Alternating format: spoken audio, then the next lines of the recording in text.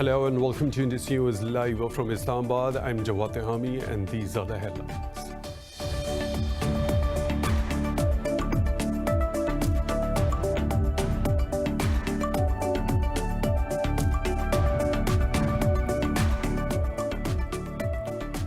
The United Nations has called on India to probe cases of forced disappearance and mass graves in occupied Jammu and Kashmir.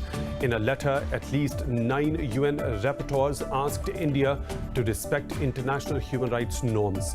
Indian occupation forces have martyred over 300 Kashmiris since New Delhi revoked the special status of Kashmir in August last year.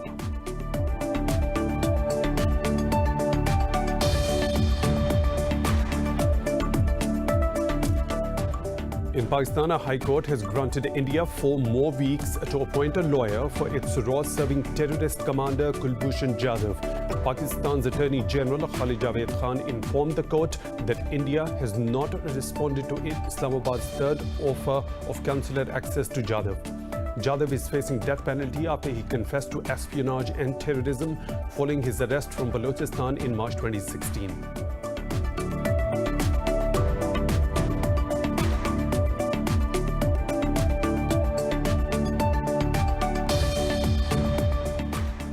Pakistan's Prime Minister says India is playing the role of a spoiler in the Afghan peace process. In an interview, Prime Minister Imran Khan said destabilization of Afghanistan directly affects Pakistan. Khan said India is being ruled by a party thrice outlawed in its own country as an extremist organization.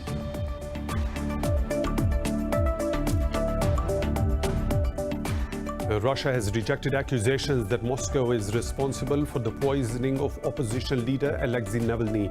Speaking to the media in Moscow, a Kremlin spokesman said there are no grounds for sanctions to be imposed against Russia. The denial comes a day after Germany said Navalny was poisoned with Novichok nerve agent in an attempt to murder him.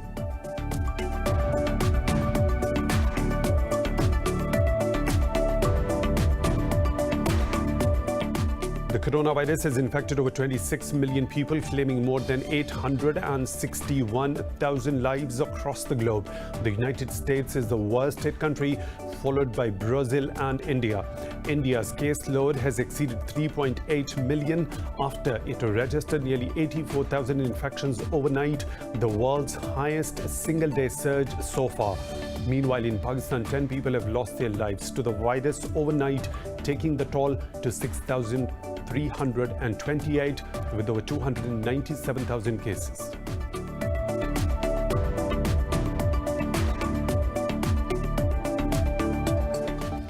Those are the headlines and detailed stories right after a short break. Stay tuned.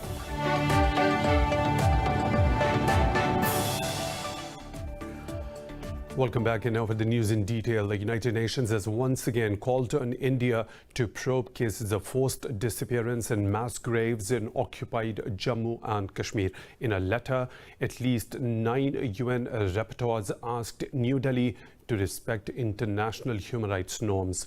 They also condemned India's attempts to silence dissent by prosecuting Kashmiri journalists.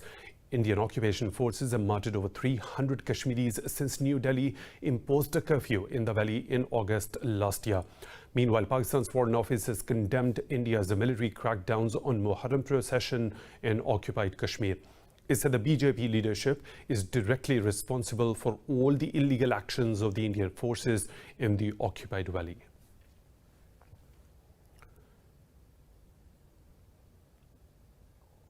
In Pakistan, the Islamabad High Court has granted New Delhi 4 more weeks to appoint a lawyer for its raw-serving terrorist commander Kulbhushan Jadhav. Pakistan's Attorney General Khan informed the court that India has not yet responded to Islamabad's third offer of consular access to Jadhav. Khan said the Foreign Ministry sent a detailed note to Indian Ministry of External Affairs on the 6th of August. He said Jadhav was informed about his rights regarding a review petition on the same date. The Attorney General informed the court that Jadhav has maintained his earlier position that he does not want to pursue review and reconsideration in his case. The court proceedings have been adjourned to reconvene again on the 6th of October. JADHAV was arrested from Balochistan in 2016. He is facing death penalty after he confessed to espionage and terrorism in Pakistan. Pakistan says India is playing the role of a spoiler in the Afghan peace process because it seeks to destabilize the country. In an interview, Prime Minister Imran Khan said destabilization of Afghanistan directly affects Pakistan as the two countries share a lengthy border. Prime Minister Imran Khan said a nuclear-armed India of over 1.3 billion people is being ruled by a party thrice outlawed in its own country as an extremist organization. Hoping for an end to the 19-year-old conflict, Khan said Pakistan is happy with whatever political future Afghans decide for themselves. He said Pakistan has the best relationship with the US right now because both the countries are partners in peace in Afghanistan. The Prime Minister expressed disappointment over global inaction against India's illegal annexation of occupied Kashmir for monetary gains. Khan said the Palestinian issue will not die down by normalization of Israel's ties with one Arab country. The Prime Minister said Tel Aviv will have to recognize Palestine's right to exist as a viable state.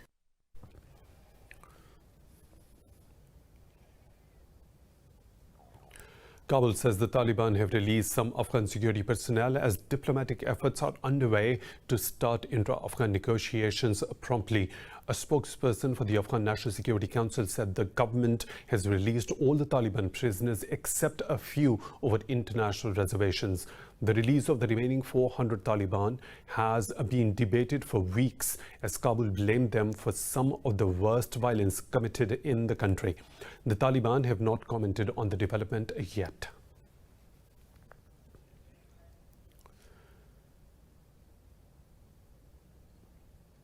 The International Criminal Court says the U.S. sanctions on its prosecutor are an attack on justice and the rule of law. This comes after Washington blacklists ICC prosecutor Fatou Bensouda as she launched a probe into the possible war crimes in Afghanistan. In a statement, the Hague-based court said the unprecedented measures constitute serious attacks against the court. The ICC said it continues to stand firmly by its personnel and its mission of fighting impunity for the world's most serious crimes. Earlier, Secretary of State Mike Pompeo accused the court of illegitimate attempts to subject Americans to its jurisdiction. Washington has remained critical of the court since its foundation and is one of a dozen states who do not recognize it. Beijing says Washington's measures to restrict its diplomats in the U.S. are unjustified. Earlier, Washington instructed Beijing's envoys to seek State Department's approval to visit U.S. universities or hold cultural events. China's embassy in the U.S. said the move contradicts Washington's self-proclaimed values of openness and freedom.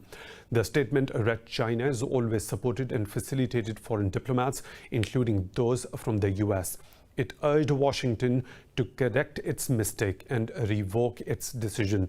U.S. Secretary of State Mike Pompeo said Washington was merely reciprocating Beijing's restriction on American diplomats in China. The State Department said it will take action to properly identify all the Chinese embassy and consular social media accounts. Israel has decided to withhold the bodies of all Palestinian fighters killed by its forces. Israel's Defense Minister Benny Gantz said the Security Cabinet's decision was part of a broader campaign of deterrence.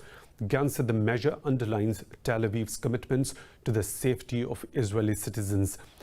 Prior to this decision, Israel retained the bodies of fighters only from Hamas, the governing group of Gaza. Hamas is also believed to be holding 2 Israeli citizens who entered Gaza alone. Israel-based rights groups Adalah condemned Tel Aviv's decision, calling it extreme, barbaric and illegal. The group said using human bodies as bargaining chips is in violation of basic universal values and international law.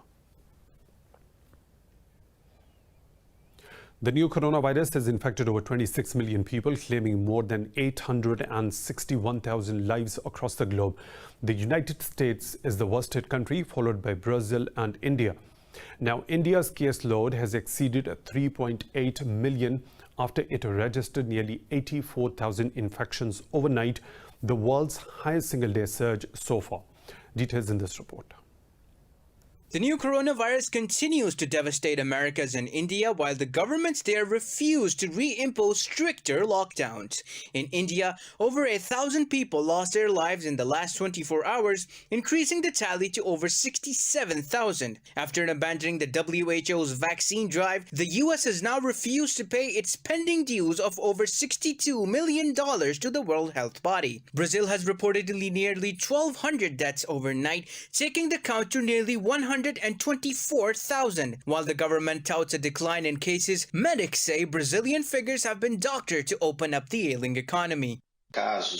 Brazil has reached a tragic number of 120,000 COVID-19 deaths and almost 4 million cases. Considering that the underreporting of cases is 3 to 5 times the number of official cases. Last week, for the first time, the average number of deaths was less than 1,000 per day, a statistic that was celebrated by some political figures whose strategy is to promote increasing flexibility in economic and social fields. In Europe, Italy says the first shots of AstraZeneca's potential COVID-19 vaccine could be in the market by the end of this year. Meanwhile, Britain has decided to put another $666 million into the trial of rapid COVID-19 population testing for the disease. Greece has recorded its first coronavirus case in the migrant camp of Moria, which has now been placed under 2-week quarantine. The European Centre for Disease Prevention and Control says the second wave of the disease has brought the bloc back to square one. You may remember that at one point we have been already below 15, so there is an increase, and this increase we have been seeing now for more than 5 weeks. It has been a slower increase as we had in March. However, we are almost back to the numbers that we have seen in March. Mainland China has reported 11 imported cases overnight as it continues to maintain a zero domestic spread. South Korea has recorded 195 infections in the last 24 hours. Meanwhile, in Pakistan, 10 people have lost their lives to the new coronavirus in the past 24 hours. The health ministry says the death toll has reached 6,328. The ministry said 424 more tested positive for the disease overnight. It said the number of active cases in the country is at 8,761. The ministry said at 95% rate, nearly 282,000 patients out of some 297,000 have recovered. Sindh remains the most affected province with nearly 130,000 infections, while Punjab has reported close to 97,000 cases so far.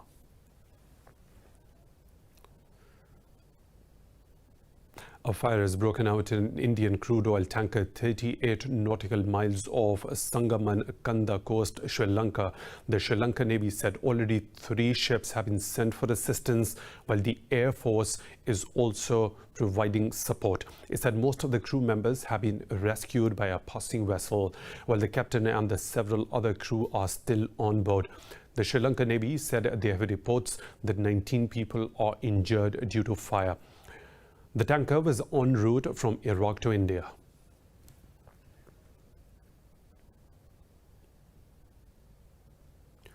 The Twitter account of Indian Prime Minister Narendra Modi's personal website has been hacked. Twitter said it was aware of the activity and has taken steps to secure the account. The account, having over 2.5 million followers, is the official Twitter handle for Modi's personal website and his mobile application. Modi's personal Twitter account, which was unaffected by this incident, has over 61 million followers. The tweets, which have since been taken down, ask the followers to donate to the PM's National Relief Fund through cryptocurrency.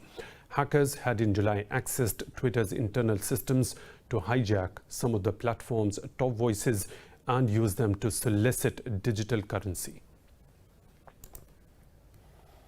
It's time for a short break. We'll be back with more stories. Stay tuned.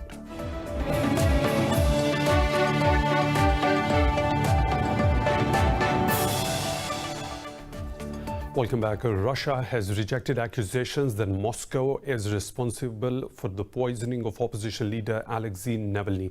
Speaking to the media in Moscow, a Kremlin spokesman said there are no grounds for sanctions to be imposed against Russia. The denial comes a day after Germany said Navalny was poisoned with Novichok nerve agent in an attempt to murder him. German Foreign Minister Heiko Maas has urged Moscow to investigate the poisoning. He said the Russian ambassador had been summoned to explain the evidence. Wildfires in Russia's Rostov region have spread to 700 hectares. Deputy Governor of the region, Vadim Artyomov, said 4 wildfires in the area continue to rage on.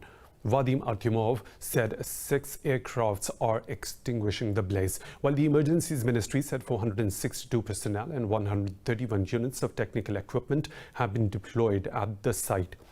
Earlier last month, Aerial Forest Protection Service reported extinguishing about 66 forest fires covering an area of 720 hectares in Yakutia and Kurgan regions. In Bulgaria's capital, Sofia, thousands of protesters have clashed with the police in front of the parliament, calling for the resignation of Prime Minister Boyko Borisov. Demonstrators are opposing proposed constitutional reforms, calling them a trick of the government to stay in power beyond its term. Protesters threw petrol bombs and firecrackers at the police, who retaliated with water cannons and arrested 60 people. Borisov says he is answering protesters' demand for a restart of the political system by launching a very contentious revision of the constitution. Meanwhile, President Rumen Radev has called for the resignation of Borisov's government and has appealed to the deputies to dismiss plans for a new constitution. More than 350 migrants have been allowed to leave a rescue ship in the Mediterranean Sea in Italy's Sicily region. A rescue organization, Sea Watch, said the group had been transferred to a quarantine vessel off Sicily's coast in Lampedusa. The migrants include 150 people rescued by the Louis Michel boat funded by British artist Banksy. The Sea-Watch 4 ship arrived in Palmero earlier this week, carrying migrants from other boats for 11 days. Charity Doctors Without Borders says around 100 unaccompanied minors are also on board the Sea-Watch 4. The UN's refugee agency says more than 43,000 migrants have arrived in Europe via the Mediterranean since January this year. In the Mexican city of Cuernavaca, 8 people have been killed after gunmen stormed a funeral service and opened fire. Officials say 14 others were wounded in the gunfire. The police said they are on the hunt for the gunmen and have not made any arrests so far. They say ballistics from heavy caliber weapons used in the incident suggest they could be related to other serious crimes. According to the first statements at the scene, they reference various people on different vehicles that arrived at the residence with long-barreled weapons that are for the exclusive use of armed forces. 38 pieces of ballistic evidence have been identified. Mexico has been marred by gang violence for many years, with successive governments failing to tackle the problem. Now moving on, at least 1 person has died and thousands have been left without power as Typhoon MAYSAK smashed into the Korean peninsula. South Korea's disaster countermeasure authorities said over 2,000 people have been evacuated from the affected areas. The 9th typhoon of the season and the 4th to hit the peninsula this year has destroyed more than 800 facilities, vehicles and property. Meanwhile, Japan's Coast Guard has rescued a person from a cargo ship that went missing with 43 crew and 6,000 cattle on board. Korea's Met administration said a second storm, Typhoon Haishan, is right at the MAYSAK's tail and is likely to make landfall next week. Over 40 crew members are missing after a ship carrying cattle from New Zealand to China capsized in stormy weather in East China Sea. The Japanese Coast Guard said the Panamanian-flagged vessel capsized after losing an engine. It said the crew included 39 people from the Philippines, 2 from New Zealand and 2 from Australia. The Philippines government said it is coordinating with the Japanese Coast Guard in the search. In Nepal, at least 12 people have been killed and 41 others are missing after monsoon rains triggered floods and landslides in a village. Officials said downpour triggered landslides and flooded 2 rivers, which swept away dozens of houses.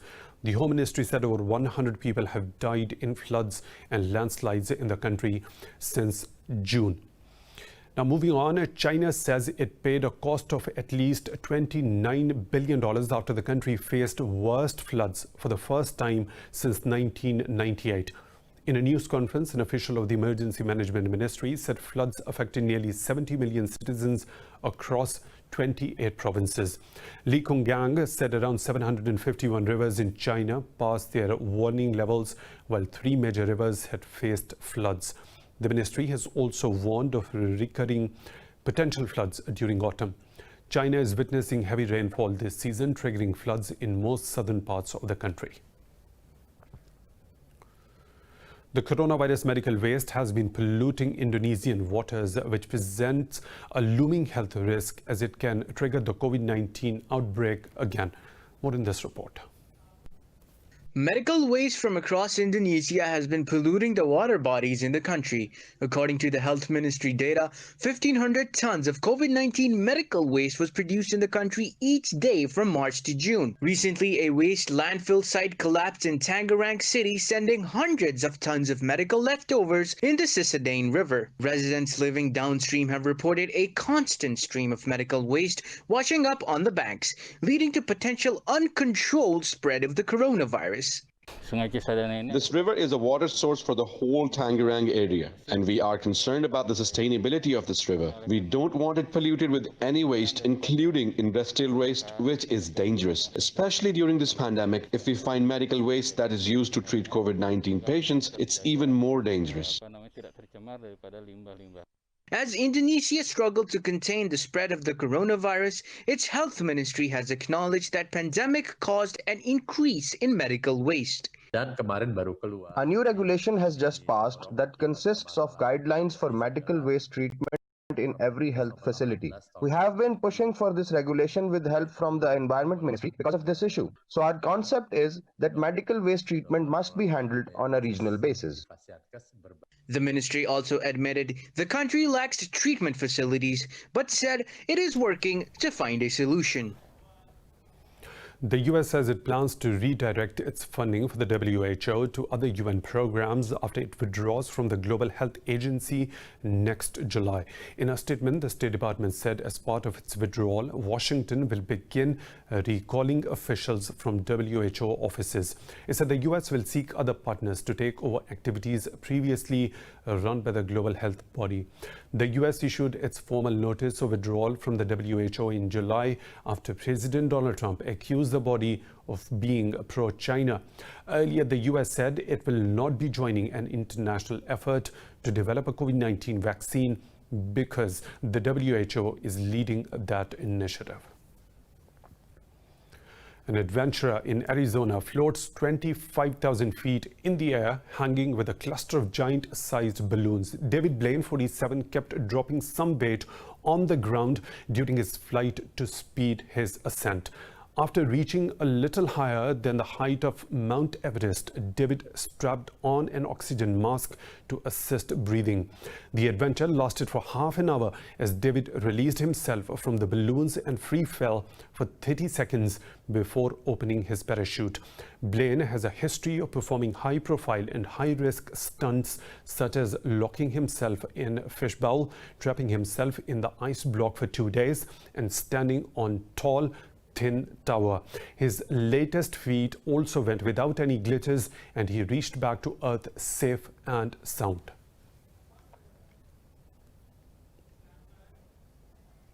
Italy is reclaiming its place as a top cultural center with the opening of the Venice Film Festival. It is the first major in-person film event since the start of the coronavirus pandemic. What about the event in this report?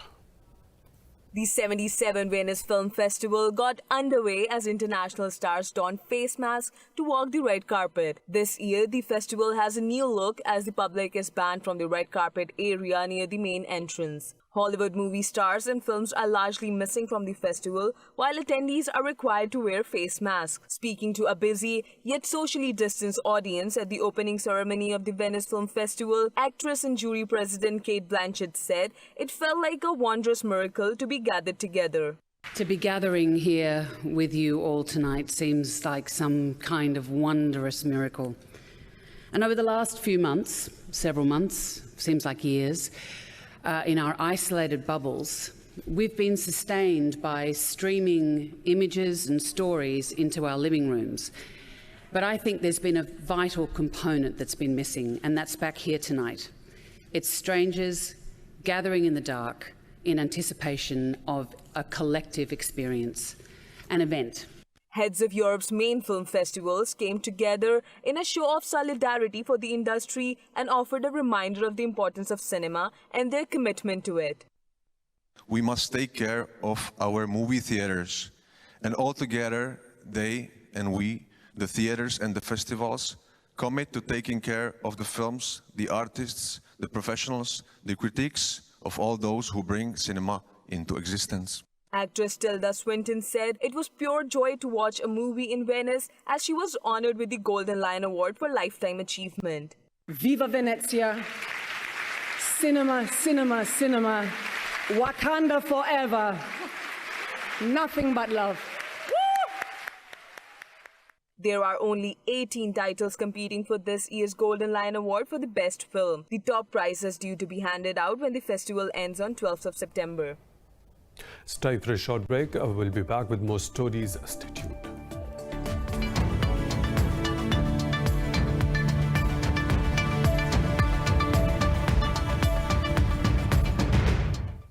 The EU's chief negotiator says the UK will have to move if it wants a post-Brexit trade deal by the end of this year. Speaking in Dublin, Michel Barnier said he is disappointed by insufficient overall progress. He said they did not see any change in the position of the UK. Barnier said the end of October is a strict deadline to finalize an agreement for next year. Meanwhile, British Premier spokesman said David Frost and Barnier had a useful review of the agenda for next week. He said Brussels' insistence on state aid and fisheries is an obstacle to making progress overall. Brazil's economy has officially entered a recession following the lockdown restrictions imposed by the coronavirus pandemic. This comes as the country's economy shrinks by largest on record in the second quarter. More in this report.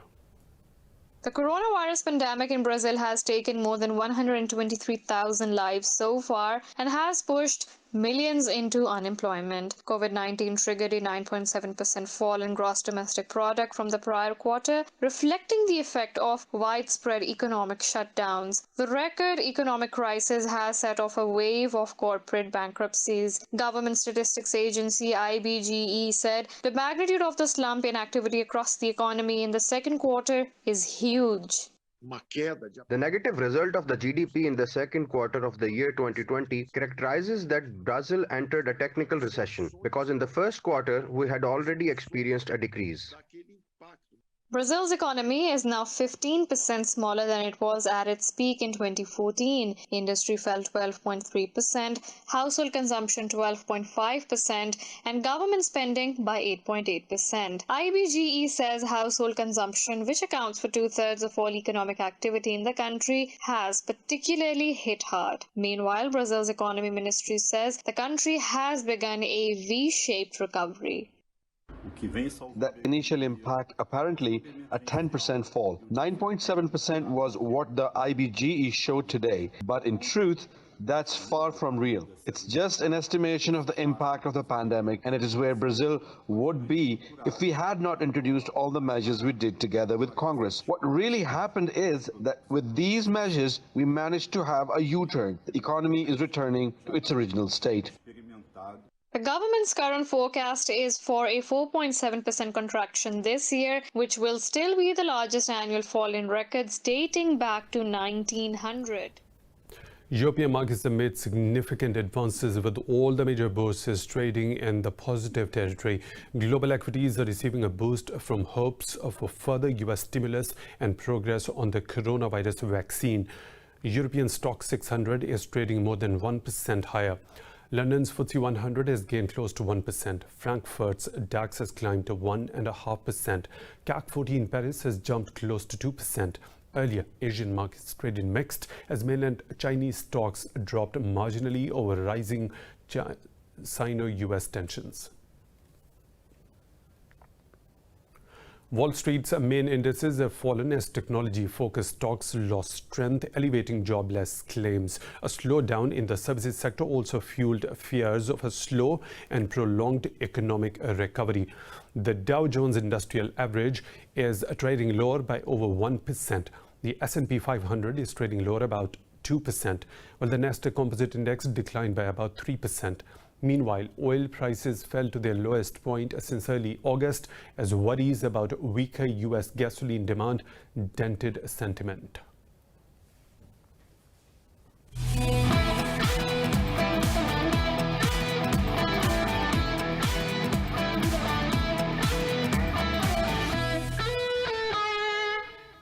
Brazil has become one of the few countries to adopt an equal pay policy for women's and men's national teams.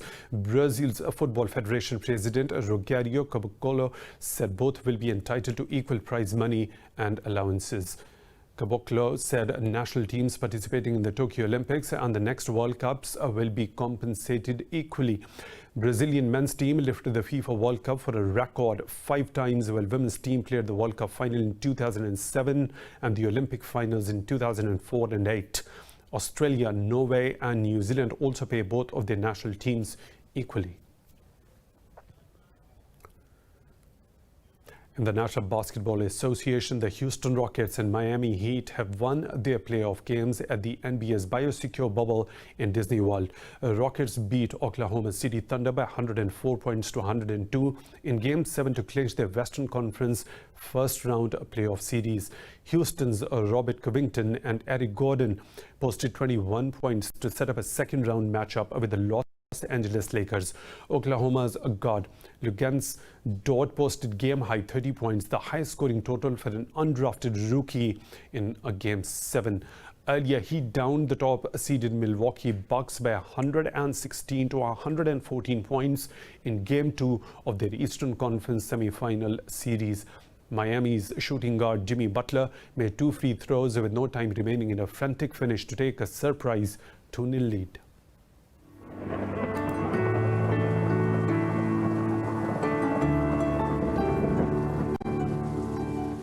And now the weather situation from around the globe.